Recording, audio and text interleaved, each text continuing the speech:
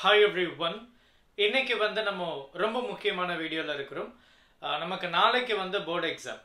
So last minute preparation ஸ்ட்ராட்டஜிஸை நம்ம பேச போகிறோம். ஸோ இந்த டைமில் வந்து எல்லாருமே பார்த்தீங்க அப்படின்னா பிவைக்யூஸை கோத்ரூ பண்ணிட்டு இருப்பீங்க. ஒரு சில பேர் வந்து டெரிவேஷன்ஸை கோத்ரூ பண்ணிட்டு இருப்பீங்க. ஸோ இது எல்லாம் தாண்டி நம்ம பேப்பர் ப்ரெசன்டேஷன் நாளைக்கு எப்படி பண்ணணும், எந்த மாதிரி பண்ணால் நமக்கு வந்து நல்ல ஈஸியாக ஸ்கோர் பண்ண முடியும் அப்படின்றத நம்ம பேசிடலாம். அண்ட் அதே மாதிரி மல்டிபிள் சாய்ஸ் கொஸ்டின்ஸை நம்ம அட்டன் பண்ணுறதுக்கு எந்த மாதிரி விஷயத்தை நம்ம ஃபாலோ பண்ணலாம் அப்படின்றத நம்ம பேச போகிறோம். அதுக்கப்புறம் வந்து டைம் மேனேஜ்மெண்ட். ஸோ இந்த டைம் கன்சம்ஷன்ஸை வந்து நம்ம எப்படி ப்ராப்பராக மேனேஜ் பண்ணலாம் அப்படின்றதையும் நம்ம வந்து இன்னைக்கு டீட்டெயில்டாக பேச போகிறோம். ஸோ நம்ம ஸ்டார்டிங்லேருந்து பேசணும் அப்படின்னா நமக்கு பேப்பர்ஸ் கொடுத்ததுமே அதில் ஏகப்பட்ட இன்ஸ்ட்ரக்ஷன்ஸ் வந்து கொடுத்துருப்பாங்க. ஒரு சில கான்ஸ்டன்ட் வேல்யூஸும் நமக்கு வந்து கொடுத்துருப்பாங்க.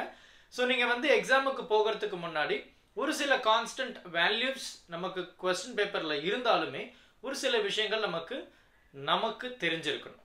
ஸோ அந்த மாதிரி கான்ஸ்டன்ட் வேல்யூஸ் எல்லாம் நீங்கள் கொஞ்சம் கரெக்டாக பார்த்துக்கோங்க. அண்ட் அதே மாதிரி இந்த என்டையர் வீடியோ வந்து கம்ப்ளீட்டாக நீங்கள் எப்படி ப்ரெசென்ட் பண்ணலாம், எந்த மாதிரி ஐடியாஸை ஃபாலோ பண்ணலாம் அப்படின்றது தான். ஸோ நமக்கு ஃபர்ஸ்ட் செக்ஷன் ஏ அப்படின்னு நம்ம பேசும்போது நமக்கு வந்து மல்டிபிள் சாய்ஸ் கொஸ்டின்ஸ் இருக்கும். இந்த மல்டிபிள் சாய்ஸ் கொஸ்டின்ஸில் ஒரு சில விஷயங்கள் வந்து நமக்கு தியரியாக இருந்தாலுமே ஒரு சில விஷயங்கள் பார்த்தீங்கன்னா நமக்கு வந்து ப்ராப்ளம் பேஸ்டாக இருக்கும். ஸோ அந்த இடத்துல நீங்கள் பேனிக் ஆகாமல் மல்டிபிள் சாய்ஸ் கொஸ்டின்ஸ் மட்டும் இல்லை, 2 மார்க் ஆகட்டும், இல்லை 3 மார்க் ஆகட்டும், இல்லை 5 மார்க் ஆகட்டும், ஒரு கேள்வியை பார்த்து முதல்ல பேனிக் ஆகாமல் இருக்கணும். Just relax your self. இது மோஸ்ட் ஆஃப் த ஸ்டூடெண்ட்ஸ் வந்து பண்ண போகிறதே கிடையாது. உங்கள் ஃப்ரெண்ட்ஸு சொல்லியிருப்பாங்க இன்னைக்கு பேப்பர் ரொம்ப டஃப்பாக இருக்கும்னு கேள்விப்பட்டேன்டா அப்படின்னு. இல்லை ஒரு சில டீச்சர்ஸ் சொல்லியிருக்கலாம் பேப்பர் இன்னைக்கு ரொம்ப டஃப்பாக இருக்க போகுது, சரியாக எழுதுங்க அப்படின்னு சொல்லிட்டு. Don't think about that. நீங்கள் படித்த விஷயத்தை இம்ப்ளிமெண்ட் பண்ண போகிறீங்க, அவ்வளோதான். நீங்கள் மற்றவங்களுடைய சஜஷன்ஸை கேட்டிங்கன்னா உங்களால் சரியான முடிவை எடுக்க முடியாது. அதனால் அவுட்டர் சைடு என்ன சொன்னாலுமே don't take it into your mind. Just relax, just observe. Question paper வந்ததும் பொறுமையாக ரீட் பண்ணுங்க. ஒரு கொஸ்டின் எனக்கு தெரியாமல் போயிடுச்சு, பதட்டப்படாமல் அடுத்த கேள்விக்கு போங்க. நீங்கள் பதட்டப்பட்டீங்கன்னா அடுத்த கேள்வியும் உங்களுக்கு வந்து சரியாக யோசிக்க முடியாது. அதனால் எது கேள்வியோ அந்த கேள்வியை பொறுமையாக டைம் எடுத்து படிங்க. கேள்வியை நீங்கள் முதல்ல ரிலாக்ஸ்டாக டென்ஷன் ஆகாமல் படித்தாலே அங்கே நீங்கள் பாதி ஆன்சர் பண்ண மாதிரி தான். பதட்டப்பட்டீங்கன்னா உங்களால் தெரிஞ்ச ஆன்சரை கூட சரியாக எழுத முடியாது. ஸோ ரிலாக்ஸாக ஃபஸ்ட்டு கொஸ்டின் பேப்பரை ரீட் பண்ணுங்க. இப்போ இந்த மல்டிபிள் சாய்ஸ் கொஸ்டின்ஸ் நமக்கு ப்ராப்ளம் அப்படின்னாவே பெரும்பாலும் நமக்கு கரெக்ஷன்ஸ் டைம்லேயே வந்து அப்ராக்சிமேட் வேல்யூஸ் இருந்தால் போதும் அப்படின்னு சொல்லியிருப்பாங்க. எக்ஸாக்ட் வேல்யூ இருக்கணும் அப்படின்னு அவசியம் இல்லை. அதுக்காக 5.4 எனக்கு ஆன்சர் வரணும், 10.7 அப்ராக்சிமேட்டாக கேட்டிங்கன்னா கண்டிப்பாக தப்பு தான். ஸோ அந்த மாதிரி ஓரளவுக்கு அப்ராக்சிமேட் வேல்யூ இருந்தாவே we use to give mark. And at the same time அந்த பவர் டேர்ம்ஸ் வந்து ரொம்ப ரொம்ப முக்கியம். பவர் டேர்ம்ஸையும் நீங்கள் வந்து கொஞ்சம் கான்சன்ட்ரேட் பண்ணணும். பவர் எந்த மாதிரி மாறும், ரெசிப்ரோக்கல் ஆகிறது, இல்லை டினாமினேட்டர்லேருந்து நியூமரேட்டர் போகிறது, அந்த பவர் டேர்ம்ஸை நீங்கள் கொஞ்சம் கான்சன்ட்ரேட் பண்ணிக்கோங்க. அண்ட் எஸ்பெஷலி வந்து பார்த்தீங்கன்னா இந்த டைமென்ஷனல் யூனிட்ஸ், எஸ்ஐ யூனிட்ஸ், இதில் எல்லாம் நீங்கள் வந்து ரொம்ப ஸ்ட்ராங்காக இருக்கணும். அப்போ இந்த மல்டிபிள் சாய்ஸ் கொஸ்டின்ஸில் ப்ராப்ளம்ஸ் கேட்குறாங்க அப்படின்னா நீங்கள் பிஃபோர் டே, அதாவது நாளைக்கு எக்ஸாம்னா இன்னைக்கே நீங்கள் வந்து ஷுட் பி வெரி தரோ வித் ஆல் த ஃபார்முலாஸ். எல்லா ஃபார்முலாஸும் நீங்கள் வந்து நூக் அண்ட் கார்னர்ஸ் வந்து ரொம்பவே தெளிவாக தெரிஞ்சால் மட்டும்தான் உங்களால் மல்டிபிள் சாய்ஸ் கொஸ்டின்ஸ் மட்டும் இல்லை 2 மார்க் 3 மார்க் 5 மார்க்லையும் நமக்கு ப்ராப்ளம்ஸ் கேட்டாங்கன்னா you can able to attend. அதனால இந்த டைம் இந்த லாஸ்ட் மினிட்ல you can also revise the formulas. நீங்கள் ஃபார்முலாஸை எந்த அளவுக்கு ஞாபகம் வச்சிருக்கீங்க, எந்த அளவுக்கு புரிஞ்சு வச்சிருக்கீங்க பொறுத்து தான் உங்களால் ப்ராப்ளம்ஸை சால்வ் பண்ணவே முடியும். அது மல்டிபிள் சாய்ஸ் கொஸ்டின்ஸாக இருந்தாலும் சரி, 2 மார்க்காக இருந்தாலும் சரி, 3 மார்க்காக இருந்தாலும் சரி. ஸோ அதனால ஃபார்முலாஸை முதல்ல ஸ்ட்ராங் பண்ணிடுங்க. அது ரொம்ப ரொம்ப முக்கியமான ஒரு விஷயமா நம்ம பார்க்குறோம். அப்போ முதல்ல கேள்வியை ரீட் பண்ணுறீங்க. அந்த கேள்வியில் என்ன கொடுத்துருக்காங்க அதை எழுதுங்க. கிவன் டேட்டாவை எழுதுங்க. என்ன கேட்குறாங்கன்றதை எழுதுங்க. கேள்வி ஒரு 10 லைனில் இருக்குது சார், ஆன்சர் 2 ஸ்டெப்பில் முடிகிற கேள்வியும் அப்படி இருக்குது. அதனால் கிவன் டேட்டாவை எழுதுங்க. என்ன கண்டுபிடிக்க சொல்கிறாங்கன்றதை எழுதுங்க. இது தெரிஞ்சதுனாவே என்ன கண்டுபிடிக்க சொல்றாங்கன்னு தெரிஞ்சதுனாவே you can directly write the formula. ஏன்னா அதோட ஃபார்முலா தான் நமக்கு ரொம்ப ஃபிங்கர் டிப்ஸ்ல இருக்கு. ஸோ ஃபார்முலாவை நீங்க எழுத போறீங்க. given data என்னன்றது நமக்கு சப்ஸ்டியூட் பண்ணி we are going to solve. ஒரு சில விஷயங்கள் கான்செப்சுவல் பேஸ்டா இருக்கும். அதனால தான் நம்மளுடைய NCERT டெக்ஸ்ட் புக்ஸை நல்ல ஒரு தடவை கோ த்ரூ பண்ணுங்க அப்படின்னு சொல்லுவாங்க. அதில் ஒரு சில விஷயங்கள் நமக்கு வந்து கான்செப்சுவல் பேஸ்டு கொடுத்துருப்பாங்க. இதில் NCERTல இருக்கிற ஒரு முக்கியமான விஷயம் என்னன்னா நமக்கு பெரிய டெரிவேஷன்ஸ் எல்லாம் கொடுத்துட்டு அந்த கேசஸ் எல்லாம் சின்ன சின்னதாக முடிச்சிருப்பாங்க. முக்கியமான பாயிண்ட்ஸ் எல்லாம் சின்னதாக ஒரு டாப்பிக்கோட எண்டில் நமக்கு முடிச்சிருப்பாங்க. அந்த டாப்பிக்கோட எண்டில் இருக்கிற எல்லா பாயிண்ட்ஸும் நமக்கு ரொம்ப ரொம்ப முக்கியம். கான்செப்சுவலுக்கு ரொம்பவே ஹெல்ப்ஃபுல்லாக இருக்க போகுது. கான்செப்சுவல் பேஸ்டு ப்ராப்ளம்ஸுக்கும் அது ரொம்ப ரொம்ப ஹெல்ப்ஃபுல்லாக இருக்க போகுது. ஸோ அந்த மாதிரி நீங்கள் கொஞ்சம் அண்டர்ஸ்டாண்ட் பண்ணி பாருங்க. அடுத்து when we come to section B நமக்கு வந்து 2 மார்க் இருக்கும், 3 மார்க் இருக்கும் செக்ஷன் Cல. இப்போ இந்த இடத்துல நீங்க என்ன பண்ணணும் அப்படின்னா most probably descriptive based answers எல்லாமே you can able to write இல்லையா. இதுலயும் வந்து நமக்கு குறிப்பா எந்த இடத்துல நமக்கு டயக்ராம் இருக்கு அப்படின்றத you have to understand. So diagram எங்க இருக்கு, எந்த மாதிரி டயக்ராம்ஸ் எல்லாம் நமக்கு இருக்கு. நம்ம வந்து டெலிகிராம்லயும் நமக்கு வந்து கம்ப்ளீட்டா டயக்ராம் மட்டுமே இருக்கிற மாதிரி ஒரு 5 to 6 பேஜஸ் PDF வந்து உங்களுக்கு அனுப்பிச்சிருப்பேன் டெலிகிராம்ல. ஸோ நீங்க கிளிக் பண்ணீங்கன்னா you can able to download. So diagrams மட்டுமே இருக்கும். ஸோ அது ஒரு பிரிண்ட் அவுட் காப்பி எடுத்து லாஸ்ட் மினிட்ல ஒரு ரிவைஸ் பண்ணுங்க, தப்பு கிடையாது. எந்த இடத்துல நமக்கு வந்து மார்க் ரெடியூஸ் ஆகும் டயக்ராம்ல பாத்தீங்கன்னா especially ray optics and wave ஆப்டிக்ஸ்ல நீங்க அந்த ஏரோ மார்க் கொடுக்கல அப்படின்னா டயக்ராம்ல வந்து மார்க் குறைஞ்சிடும். ஸோ அதனால டயக்ராம்ல ரொம்பவே ஸ்ட்ராங்கா இருங்க. அதெல்லாம் நமக்கு வந்து ரொம்பவே ஸ்ட்ரெயின் இல்லாம ஸ்ட்ரெஸ் இல்லாம படிக்கக்கூடிய ஒரு விஷயம்தான் அந்த டயக்ராம்ஸ். நீங்க அதிகமா கான்சென்ட்ரேட் பண்ணணும்னு அதாவது ரொம்ப நேரம் ஸ்பெண்ட் பண்ணணும் அப்படின்னு அவசியம் கிடையாது. So within a short time period you can able to understand the diagram. So diagramsல வந்து ஃபர்ஸ்ட் ரொம்ப ஸ்ட்ராங்கா இருங்க. அதுல ஏரோ ஹெட் எதனா நேம் பண்ணிருக்காங்கல்ல, நேமிங் இருக்கா, ஸோ அது கொஞ்சம் நல்லா ஸ்ட்ராங் பண்ணுங்க. இது எல்லாம் நீங்க பண்ணீங்க அப்படின்னாவே பெரும்பாலும் you can able to present the paper well. அதுக்கப்புறம் எனக்கு வந்து ஒரு சில ஆன்சர்ஸ் இருக்கு சார், ஒரு சில ஆன்சர்ஸ்ல எனக்கு வந்து கம்ப்ளீட்டா தியரி மட்டும்தான் இருக்கு, எனக்கு டெரிவேஷன்ஸே இல்லை அப்படின்னா நீங்க தியரி அப்படின்னு எழுதும்போது நல்லா கவனிச்சுக்கோங்க.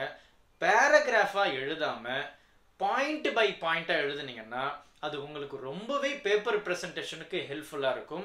கரெக்ஷன் பண்ணக்கூடிய டீச்சர்ஸ்க்கும் ரொம்பவே ஈஸியா இருக்கும். நீங்க பேராகிராஃப் மாதிரி எழுதுனீங்கன்னா என்னடா இது கீ பாயிண்ட்ஸ் அப்படின்ற மாதிரி ரொம்ப கஷ்டமா இருக்கும். நீங்க பாயிண்ட் பை பாயிண்ட் தியரியை எழுதுனீங்கன்னா உங்களுக்கு ரொம்பவே எஃபெக்டிவா இருக்கும்.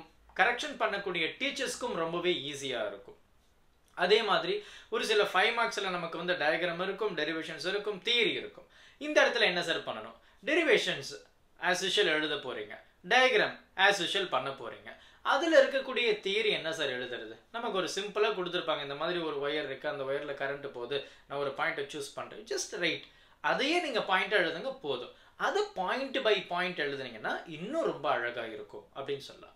அதே மாதிரி நீங்க 2 மார்க் அண்ட் 3 மார்க்ல ப்ராப்ளமை சால்வ் பண்ணும்போது நீங்க ரொம்ப முக்கியமா கவனிக்க வேண்டியது என்னன்னா அதுல வரக்கூடிய யூனிட்ஸை வந்து நீங்க கொஞ்சம் நல்லாவே அண்டர்ஸ்டாண்ட் பண்ணியிருக்கணும். இதுக்கு நீங்க என்ன பண்ணிருக்கணும் அப்படின்னா ஃபார்முலாஸ்ல ஸ்ட்ராங்கா இருக்கணும்.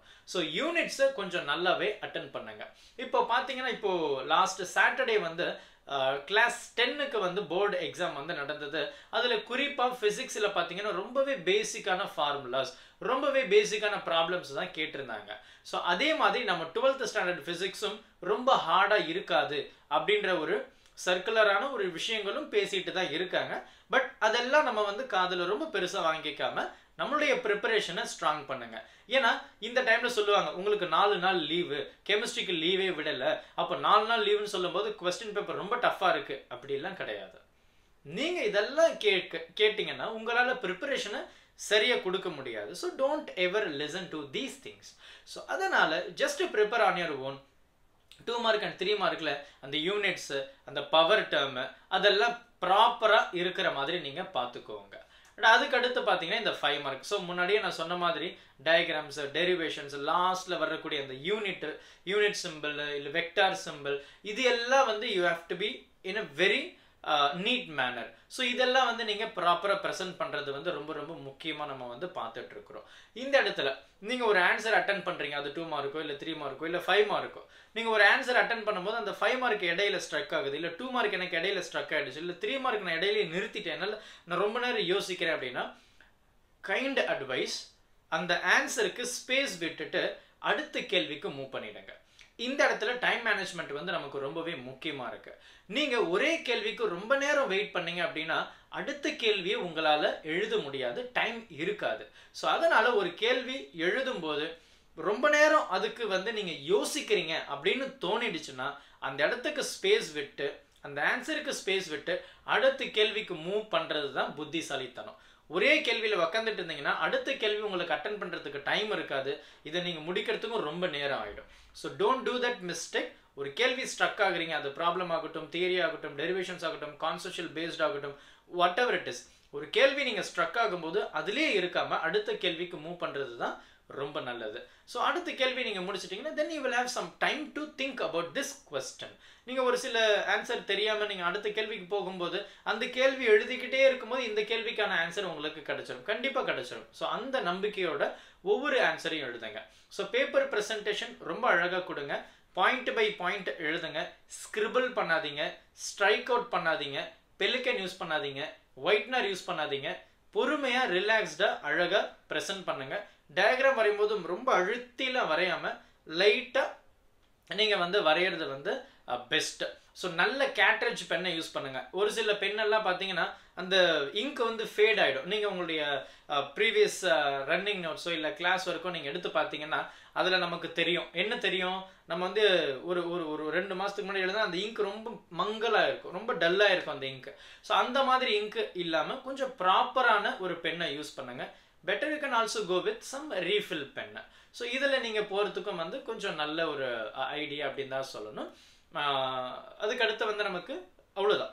ஸோ இதை தாண்டி நம்ம வேறு என்ன சார் லாஸ்ட் மினிட்ல நான் என்னெல்லாம் ப்ரிப்பேர் பண்ணியிருக்கணும், என்னெல்லாம் நம்ம ஸ்ட்ராங் பண்ணணும். ஃபர்ஸ்ட் திங் வந்து ஃபார்முலாஸில் முதல்ல ஸ்ட்ராங்காக இருக்கணும், ரிவைஸ் பண்ணிடுங்க. டெரிவேஷன்ஸை நல்லா கோத்ரூ பண்ணுங்க. PYQs கண்டிப்பாக நீங்கள் பார்த்துருக்கணும். லாஸ்ட் மினிமம் ஒரு 3 to 4 சாம்பிள் பேப்பர்ஸ் ஆச்சு you should be able to understand. Last section ஈல நமக்கு வந்து கேஸ் ஸ்டடி கொடுத்துருப்பாங்க. ஸோ கேஸ் ஸ்டடியும் பார்த்தீங்கன்னா பெரும்பாலும் நமக்கு ஃபார்முலா சப்ஸ்டியூட் பண்ணி எழுதுகிற மாதிரி தான் இருக்கும். ஒரு சில கேள்விகள் நமக்கு தியரி பேஸ்டாகவும் இருக்கும். ஸோ இதெல்லாம் நீங்கள் வந்து அண்டர்ஸ்டாண்ட் பண்ணிக்கோங்க. பெரிய கான்செப்ட் எல்லாம் நமக்கு கிடையாது. If you believe it is simple, it is simple. சரியா?